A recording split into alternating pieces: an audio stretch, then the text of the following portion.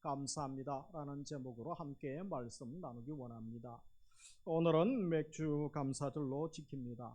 구약 성경의 출애굽기 34장에 보면 맥주 감사절은 첫 곡식을 거두는 절기로서 뿌리 추수를 하면서 감사를 드리는 그때 지키게 되는 절기였습니다. 그리고 그 지키는 때에 대하여는 신명기 16장 9절에 보면 7주를 셀지니 곡식에 낯설 때는 첫날부터 7주를 세어 그렇게 말하고 있죠. 그래서 여호와 앞에 77절을 지키되, 맥주절이 다른 말로 또 77절이죠. 7주면 49일을 지내서 또 지키게 했습니다. 그러면서 12절에 보면 너는 애굽에서 종되었던 것을 기억하고 이 규례를 지켜 행하라. 구약에서는 그렇게 지키면서 이제 신약에서는 49일이 지난 다음 날은 이제 오순절이 되는 것이죠. 그래서 예수님께서 십자가에 죽으시고 부활 성천하신 후에 약속의 성령께서 오시게 됩니다. 성령께서 이 오순절에 강림하시게 되어서 맥주절과 또 오순절이 또 성령 강림절이 되기도 하고 이렇게 연결되어져 있습니다. 그러니까 구약에서는 물질적으로 첫 수확에 대한 감사의 예배를 드리는 것이고, 신약에서는 오순절 맥주절 영적으로 신령한 첫 곡식을 수확하여 하나님께 드리는 것으로, 특별히 우리나라에서는 이제 오순절이 성령 강림절이 있고 따로 또 맥주절은 따로 지키게 되죠. 그것은 한국 교회에서 상반기를 하나님의 은혜에 감사하며 농사 지었던 것뿐 아니라 상반기를 보내면서 감사하며 보통 7월 첫째 주일에 감사의 절기로 그렇게 드리고 있습니다. 그러면서 신명기 16장 10절에 보면 내 하나님 여호와께서 내게 복을 주신 대로 같이 읽습니다. 내 힘을 헤아려 자원하는 예물을 드리고. 그래서 여기에 보면 많은 재물, 특별한 예물을 드리라는 것이 아니고 하나님께서 복 주신 것 먼저 생각하라는 것이죠. 그리고 자원하는 마음으로 정성을 다해 자원함으로 감사함으로 하나님께 드리는 것을 말씀합니다. 많이 드리는 것이 중요한 것이 아니고 얼마나 진정으로 드리고 있는가, 진정으로 감사하고 있는가, 이것을 더 중요하게 보신다는 것입니다.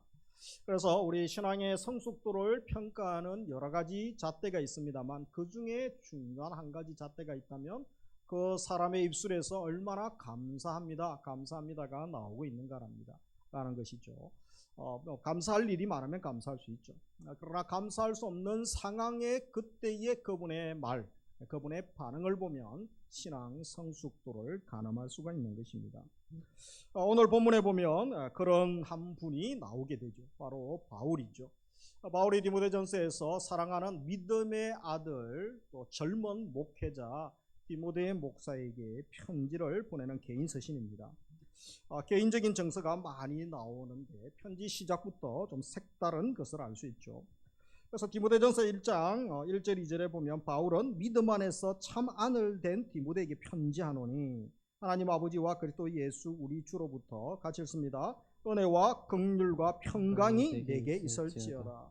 보통 바울의 서신을 보면 은혜와 평강 있을지어다 이렇게 인사를 하죠. 그러나 이 디모데에게만은, 디모데 전후서에게만은 특별한 단어가 추가가 되어집니다. 바로 긍휼이 들어가죠. 은혜와 긍휼과 평강이 내게 있을지어다. 아무래도 믿음의 아들 디모데에게 개인적인 목회 서신을 기록하는 것이죠. 그래서 하나님께서 이 젊은 디모데가 목회할 때 얼마나 어려움이 많겠습니까? 그때에 하나님 긍휼히 여겨주시기를 간절히 바라는 마음으로, 아버지의 마음으로 또 편지를 쓰고 있는 간절함이 묻어 있습니다. 바울의 이런 따뜻한 마음이 이 편지에 묻어 있다는 것을 생각하면서 우리가 12절을 같이 한번 더 읽어보도록 하겠습니다.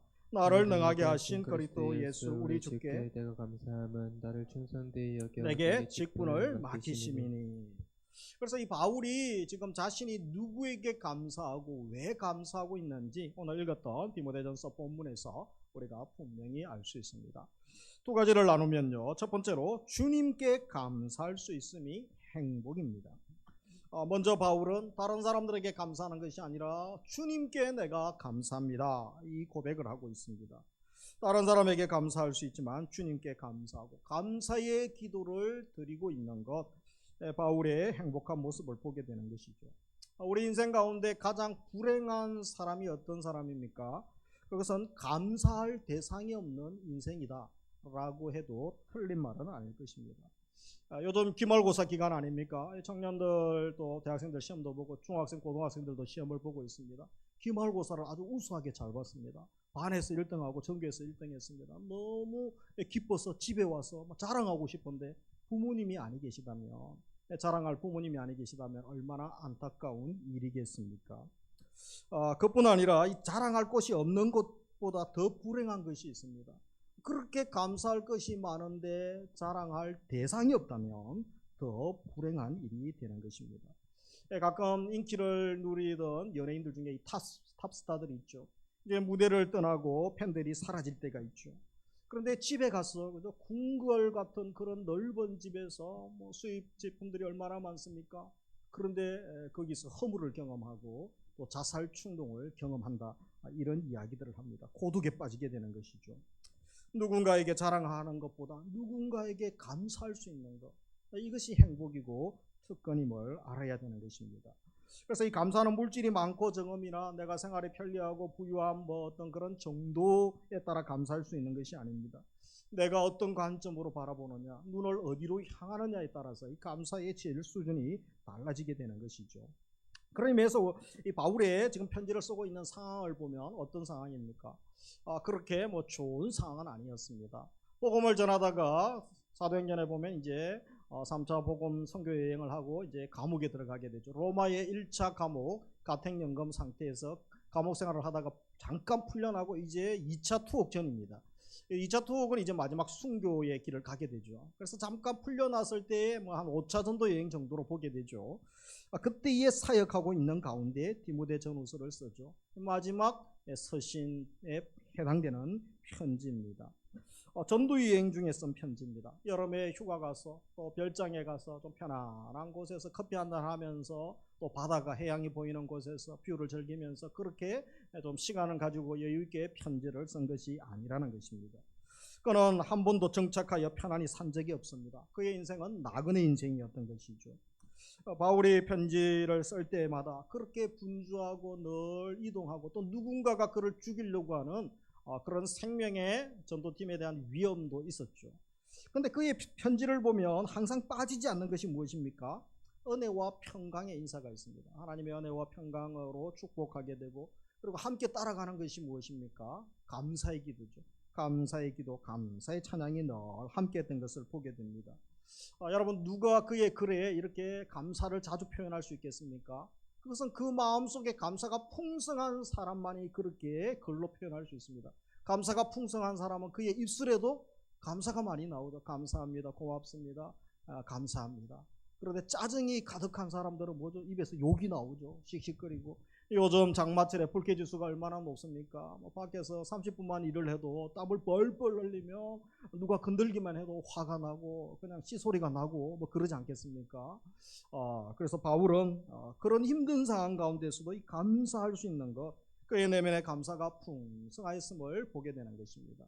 이처럼 우리도 늘 주님께 감사하며 살 수 있기를 원합니다. 우리 주님은 나보다 나를 잘 아시는 분이시고, 내가 원하고 간구하는 것보다 더 좋은 것, 더 소중한 것, 더 귀한 것을 얼마든지 주실 수 있는 분이기 때문에 그렇습니다. 우리 로마서 8장 32절에서 무엇이라고 합니까? 같이 읽습니다. 자기 아들을 아끼지 아니하시고 우리 모든 사람을 위하여 대주시니가 어찌 그 아들과 함께 우리 모든 것을 모든 우리에게 주시지 아니하겠느냐. 그래서 독생자 예수님도 선물로 주신 하나님께서 우리 각자에게 귀하고 소중한 거, 애미 보물 1호를 주셨는데 2호, 3호 당연히 주시죠. 성령님도 보내주셨는데 필요한 거 은사로 다 주시는 것입니다. 그 하나님을 우리가 믿어야 되는 것입니다. 그런데 내 마음대로 주시는 것이 아니죠. 내 원대로 주시는 분은 아니십니다. 하나님의 뜻 안에서 하나님 마음대로, 이것이 바로 하나님의 주권이라는 것이죠. 그런 하나님을 우리가 믿을 때에 복된 삶을 살 수가 있는 것이죠. 그래서 이제 누가 감사하십니까? 라고 물을 때 억지로 감사합니다, 이 정도가 아니라 말하기 전에 우리가 늘 그냥 감사합니다, 이런 것 때문에 감사하고, 우리가 또 하나님의 주신 사랑을 생각하며 감사할 수 있는 것이죠. 그래서 성도의 본성, 어떤 사람들의 본성은 그죠? 악 아닙니까? 죄, 악, 교만. 그러나 성도의 본성은 감사가 되기를 원합니다. 근데 건들기만 하면 감사합니다, 축복합니다, 사랑합니다, 이런 말들이 나와야 되지 않겠습니까? 우리가 상반기 6개월을 마무리하고 또 이제 새로운 하반기를 시작합니다. 맥주 감사 또 주일 절기를 만드는 이유는 다시 한번 하나님의 은혜를 생각하면서 우리의 삶을 돌아보며 감사로 나아가자는 것 아니겠습니까? 하반기에는 지금보다 더 감사할 일들이 많고 감사할 것이 없어도 찾아보면 다 감사한 것이죠. 그것이 이제 두 번째 이유인 것이죠. 풍성한 감사를 주시기를 주님의 이름으로 축복합니다. 그래서 두 번째 은혜 받음의 깊이에 따라 감사의 깊이가 달라지게 되는 것입니다. 두 번째 바울이 감사하는 이유, 도저히 자격 없는 자기에게 직분을 맡겨주신 말도 되지 않는 비정상적인 은혜를 베풀어 주셨던 것이죠. 이것 때문에 그가 감사하고 있는 것입니다. 감사의 깊이는 은혜 받음과 비례하게 됩니다. 은혜 받음의 깊이에 따라서 감사의 깊이 수준이 달라지게 되는 것이죠. 그래서 그가 말씀에서 무엇이라고 합니까? 읽었던 12절, 나를 능하게 하신 그리스도 예수 우리 주께 내가 감사함은 나를 충성되이 여겨 내게 직분을 맡기심이니. 그래서 하나님께서 바울에게 사도 직분을 맡기셨죠. 사도직. 그래서 이 바울은 신약에 있어서는 성경 27권 중에서 최소 13권 이상을 기록한 아주 영향력 있는 제일 또 영향력 있는 사람 중에 한 명이라고 해도 과언은 아닐 것입니다. 그런데 그의 과거를 본다면 아는 사람들은 과연 다른 제자들과 비교했을 때 더 탁월하다, 더 대단한 사람이다, 이런 평을 내릴 수 있겠습니까? 사실 다른 제자들 비교하면 베드로도 만만치 않은 사람이긴 했습니다. 다혈질적인 기질을 가지고 있었죠. 실수도 많이 하고 예수님 체포되실 때 3번이나 맹세하고 저주했던, 부인했던 사람이었습니다. 그래도 그는 회개하고 마지막 또 예수님의 사역을 감당하게 됩니다. 최소한 바울처럼 예수님 추종자를 죽이고 교회를 받게 했던 이 적극적인 대적자는 아니었던 것이죠. 예수님의 부활 후에 예루살렘 교회를 세운 중추적인 인물이 베드로죠. 한 번 설교에 3,000명, 5,000명이 회심하고 또 세례를 받는 역사들이 일어나고 이 교회가 세워지는데 아주 지대한 역할을 감당했던 베드로였습니다. 그러나 바울은 예수님 만나기 전에 어떤 일 합니까? 베드로는 열심히 복음 전하고 있을 때 바울은 열심히 특심이었죠. 교회를 받게 하고 예수 믿는 사람들 잡아서 괴롭히는 그런 악한 사람, 나쁜 사람이었던 것입니다. 그런데 하나님 왜 다른 사람들, 좋은 사람들도 많은데 왜 이 바울 같은 이런 사람, 이 악하고 악랄한 이런 사람들을 사용하십니까? 우리가 질문을 던질 수가 있습니다. 그러면서 말도 안 되는 문장이 말씀이 12절에 있죠. 그죠? 무엇이라고 합니까? 나를 충성되이 여겨 바울에게 직분을 맡겼다고 하죠. 이 교회를 그렇게 박해하는 바울을 어떻게 충성되이 여겼다는 것입니까? 그의 과거를 생각하면 도저히 충성이라는 말과는 비교가 되지 않는, 관계가 전혀 없는 말 같지 않습니까? 베드로나 스데반보다 나을 바가 전혀 없는 이 바울, 별 볼 일 없는 정도가 아니고 하나님 나라에 필요 없는 자였죠. 이런 사람을 하나님 왜 사용하셨습니까? 이렇게 우리가 물을 수 있습니다. 그래서 여기서 우리가 주목해야 될 것은, 관심을 가져야 될 것은 바울이 얼마나 위대하고 과거에 어떤 존재였느냐, 이것이 주목해야 될 부분이 아니라는 것입니다. 오히려 이토록 부족하고 한심하고 악한 이 바울 왜 사용하셨는가, 그 부분을 보아야 됩니다. 사용하신 하나님은 누구신가, 그런 관점에서 보아야 되죠. 어쩌면 못난 바울을 들어 사용하심으로 하나님의 절대 주권, 하나님의 능력이 더 나타나고 하나님이 위대하고 전능하시고 쓰시고자 하면 누구라도 변화시키시고 꼬그라뜨리시고 하나님 사람 되게 하시는 하나님의 위대성을 보게 되는 것입니다. 그리고 어떤 악한 자라도 하나님이 은혜 베푸기를 작정하시면 반드시 그는 은혜 받고 변화되는, 그리고 하나님의 사람으로 쓰임받는 하나님의 절대 은혜죠. 강건하시는 십자가의 사랑 은혜를 우리가 바울을 통하여 보아야 된다는 것입니다. 하나님께서 바울을 충성되이 여기셨다는 것, 그가 기독교를 받게 했던 것을 두고 하는 말은 아닐 것입니다. 성도를 핍박한 죄, 하나님의 심판을 결코 면치 못할 것입니다. 하나님을 대적한 범죄인 것이죠. 그러나 하나님은 그런 바울도 회심시키시고 개종시키십니다. 변화시켜 놓고 결국은 뭐죠? 충성될 자로 믿어주시고 결국은 충성된 종으로 바꾸어 주시는 거예요. 네가 충성된 직분을 감당할 것이다. 그리고 충성된 자로 결국은 한심한 그 인생을 바꿔주시는 하나님. 그래서 그에게 사도의 직분까지 맡겨주시는 거죠. 이 핵심은 무엇입니까? 충성되지 않은 자를 충성된 자로 여겨주시고 또 충성되게 그 사명을 감당할 수 있도록 바꾸시는 하나님의 능력, 하나님의 사랑, 한량없는 하나님의 은혜가 위대하고 대단하다는 것을 우리가 기억을 해야 되는 것입니다. 하나님께서 충성된 일을 맡겨주시고 그를 또 충성된 자로 사명 감당할 수 있도록 변화시켜 주시는 하나님의 능력을, 우리 하나님을 우리가 만나면서 우리에게도 소망이 있고 우리 자녀들 또 이 시대의 다음 세대들을 바라보면서 여전히 소망이 있음을 알게 되는 것입니다. 하나님께서 바울을 사용하신 것, 바울의 온전한 행위, 그가 배운 학문들, 그리고 로마 시민권, 이런 자기들을 언어도 많이 알고 많이 배운 자이기 때문에 하나님 쓰시려고 그렇게 하지 않았느냐고 준비시키셨다라고 이야기하는 분도 있습니다. 그런 준비가 되어 있지 않아도 하나님이 쓰시려면 얼마든지 다른 사람도 쓰실 수 있는 것이죠. 그런 것이 대단한 것이 아니라는 거죠. 바울을 쓰신 것, 충성되이 여겨 직분 맡겨주신 것은 한 가지 결론밖에 없는 것입니다. 전적인 하나님의 은혜임을 믿으시기 바랍니다. 하나님이 불쌍히 여겨주시고 하나님이 일하고자 하신다며 하나님이 역사하기로 결정하신다면 얼마든지 바울 같은 인생도 바꾸시고 얼마든지 소망 없는 우리 자녀들, 우리 젊은이들, 이 한국 사회 또 우리 삶의 현장에 소망이 없고 갈수록 어둠의 긴 터널을 지나야 하는 상황 가운데 있습니까? 여전히 절망이 아니라는 것입니다. 얼마든지 주님이 개입하시면 소망이 있고 절망이 희망으로 바뀌고 또 얼마든지 주님께서 위대하고 놀라운 일을 이루실 수 있음을 믿으시기를 주의 이름으로 축복합니다. 바울은 자신이 쓰임받은 것이 전적인 하나님의 은혜였음을 모르는 자가 아니었습니다. 알았기 때문에 그가 이런 고백을 하고 있지 않습니까? 모르는 사람은 자기가 과거에 어떤 사람인지 고백할 수 없는 것이죠.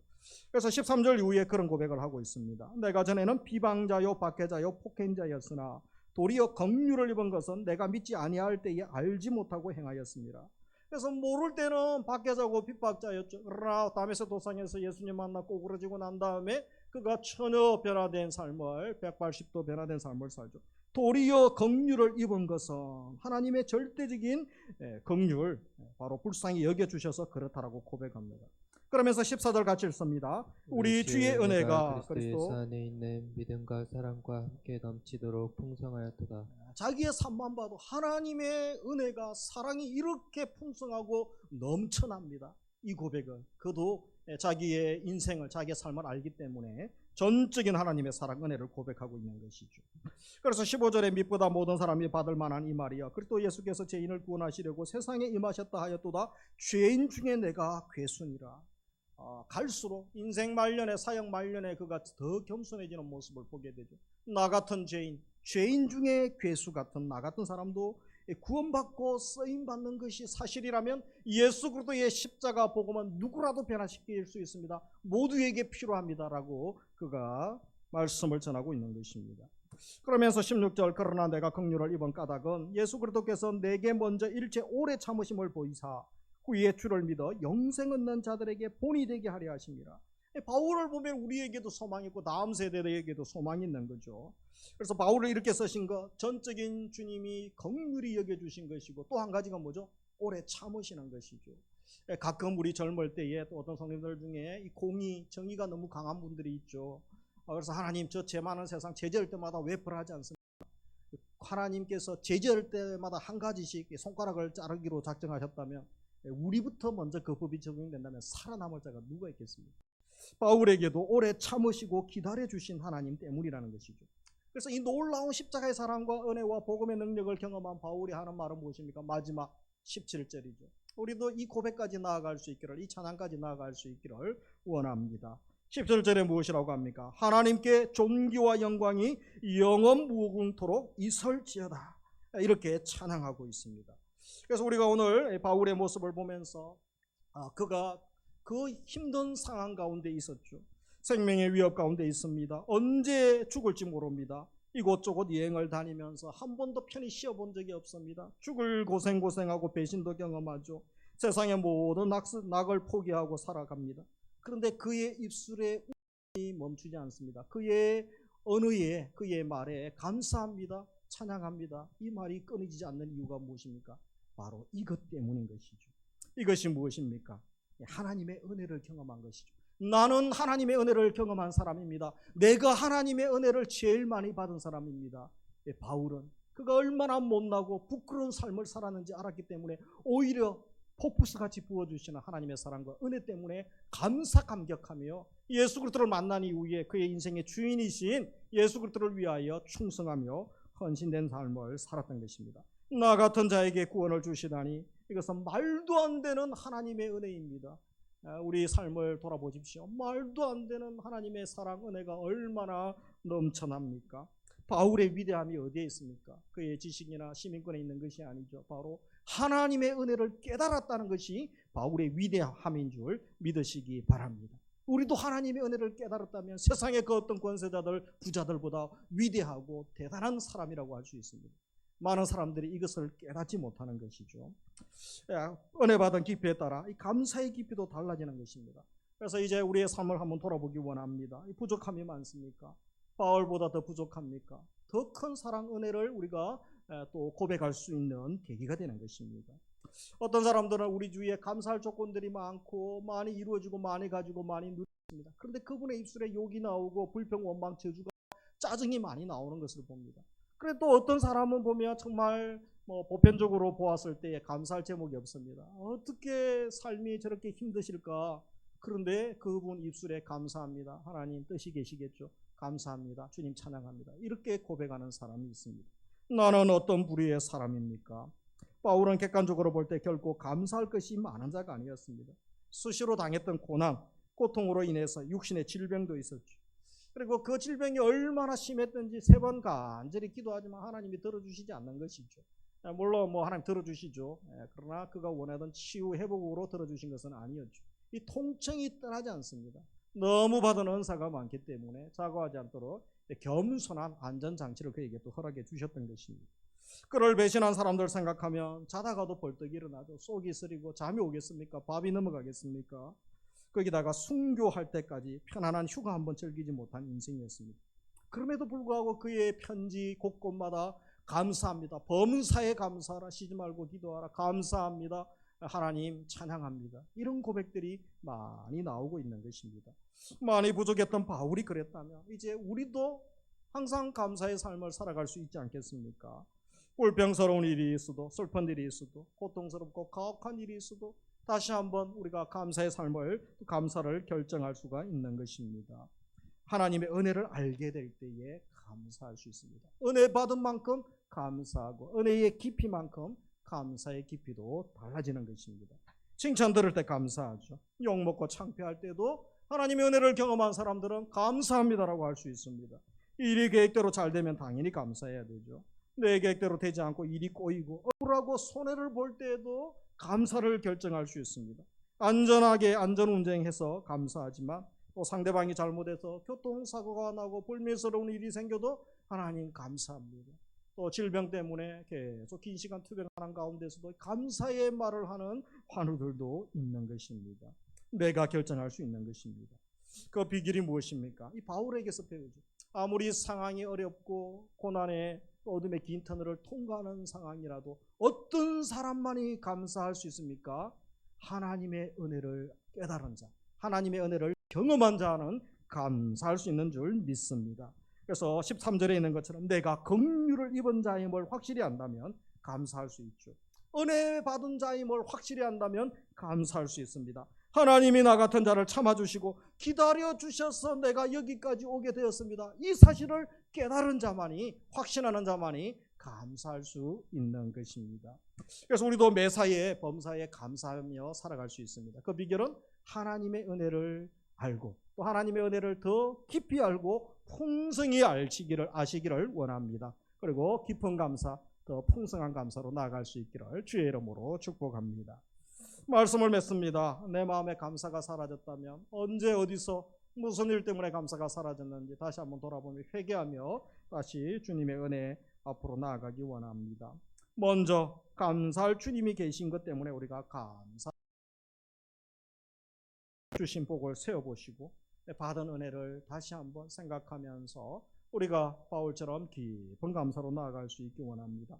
은혜 받음을 분명히 확신할 때 다시 감사의 삶이 시작되고 더 풍성한 감사로 나아가게 되는 것이죠. 어려운 환경을 넘어서 내게 베푸신 하나님의 은혜를 생각하며 모든 것이 감사의 조건이 되어지는 것입니다. 우리가 많이 아는 그 그림이 하나 있죠. 주님과 함께 인생을 살아오면서 해변길을 같이 걷게 되죠. 인생 여정에 대한 이야기 아닙니까? 늘 주님과 함께해서 발자국이 두 발자국이죠. 그런데 언젠가 보니까 발자국이 하나밖에 없는 거죠.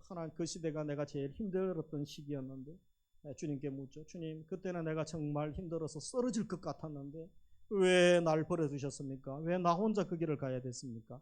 주님 말씀이 아들아, 딸아, 그때 너가 너무 힘들기 때문에 내가 너를 업고 걸었단다. 네 발자국이 아니고 내 발자국이란다. 우리가 그럴 때가 있지 않습니까?